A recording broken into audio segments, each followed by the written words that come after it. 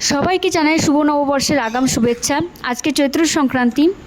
আজকে চৈত্র সংক্রান্তির নিয়ম অনুযায়ী সূর্য ওঠার আগে বাড়িতে গেট বাঁধা হয়।